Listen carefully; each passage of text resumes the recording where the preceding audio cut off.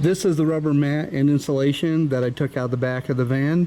I kept it rolled up because I figured with the way these contours are already cut into the rubber, I'd be able to lay some cardboard underneath and use it as a template. And that's exactly what I did. I ended up taking the cardboard from the solar panel, I slid it underneath the edge, and then I just traced around. Well, the passenger side of the van, the template didn't come out too bad. I had to do a little bit of fine tuning, and I don't need it tight along the edges anyway, because when I put plywood down there, I would like to have a little bit of a gap, maybe so I could place some flexible silicone in there, just to allow the wood to expand that I'm going to place on top of the rigid foam.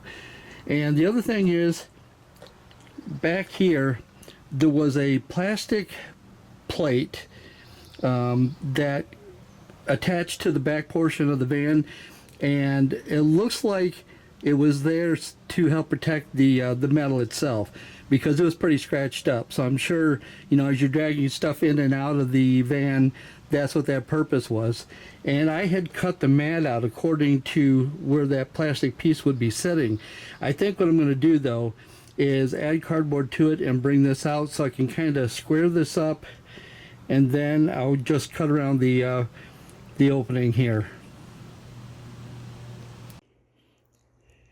Yep, you guessed it. Time for the floor to go in.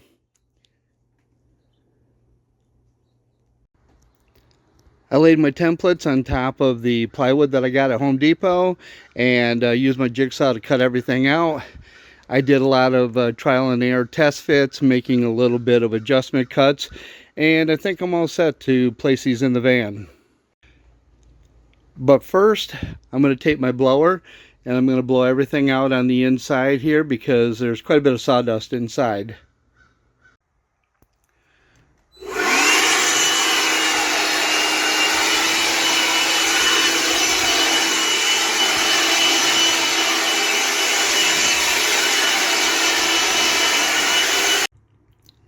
I removed this piece of trim that comes in through the two side doors into the cargo area of the van, because the lip of that extends up over the top here.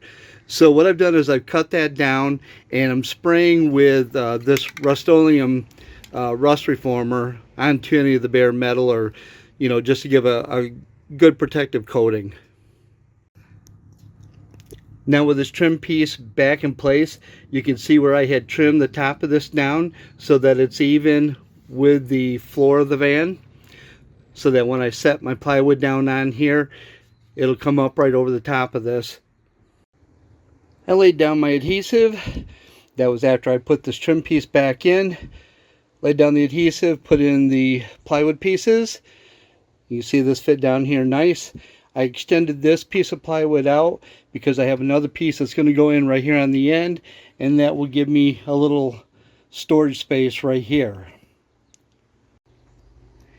And I came back pretty much to the back of the doors like I wanted to.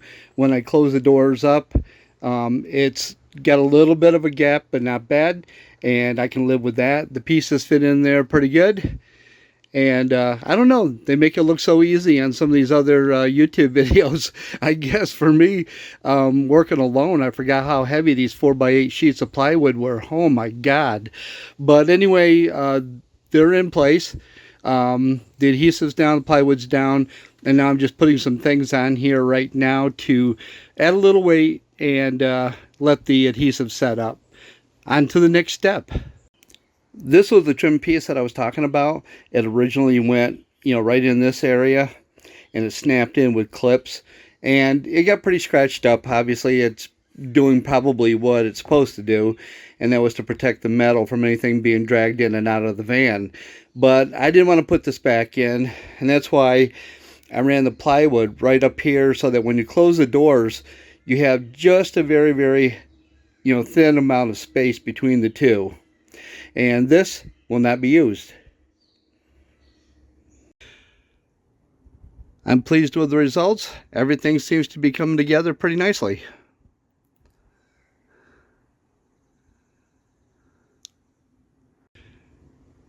Just another item I can check off my list. The subfloor is all down. It's fastened down. I've blown out the inside of the van, and now it's time to put a finished flooring down. Then I can start on some other stuff.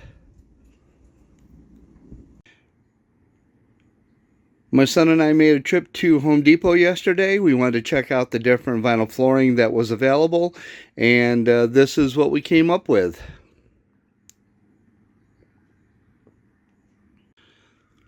There's such a big variety of styles and colors, we weren't sure what to go with, but ultimately I decided upon this, and I don't know, we'll give it a try. This is what's called trail oak. And this is the name and some of the specs on this. And I like the fact that it's waterproof. There's an underlayment that's attached, and it has the easy click lock installation. Lifetime residential warranty and 20-year commercial warranty. You'll probably notice on a number of my videos, you'll hear the crows yakking in the background. It seems like they're always here, and they're always talking. This is the back side of one of the planks. This has the underlayment that's attached. Although there were varieties that were really, really low price, we weren't sure how well that they would hold up. And this was actually the top of the line dollar-wise, but it also checked all the marks off for high traffic areas and longevity, that type of thing. My son figured, you know, Dad, if you're going to put it down, you might as well go with, you know, the best that you can get. I've only purchased 2 boxes of the flooring because I was saying to my son, you know, maybe it didn't make sense to cover all the way over here wall to wall, because we're going to have cabinets, or back here will be the bed. But geez, I really like this stuff. It looks nice. It goes together, and it cuts very easily. I think I'm going to use up what I have for the 2 boxes, and then I'm going to go buy another box. I don't think it's coming along too bad. I did buy just 2 boxes, like I stated, and I wasn't planning on doing areas underneath cabinets and under the bed. And as I was putting it down, I just like it so much that I'm going to go buy another box. And as you can see, I don't have a heck of a lot left to do. I'll have several pieces left over, apparently, once I buy the new box. But the entire floor will be done, and I think it turned out great. And here's the view from the back doors. It's really easy to work with, lays down nice, and I think it looks great too. This extension that I cut into the floor right here to give me a little bit of storage underneath, this is a little bit tricky to cut the vinyl around. I ended up, as you can see, making a number of different cuts with it, and all this does is it tilts up, which allows the vinyl to lock into place, and you can move it along until you get it where you need it, and then when you press it down, it locks into a seamless joint. The last piece of vinyl fit in very, very nicely. I even was able to cut a piece to go down the side here, and that gave me a little bit of storage underneath here. And what I'll do is I'll take a piece of aluminum that is bent into an L shape, and I'll paint it black, and I'll trim off the edge here with that aluminum.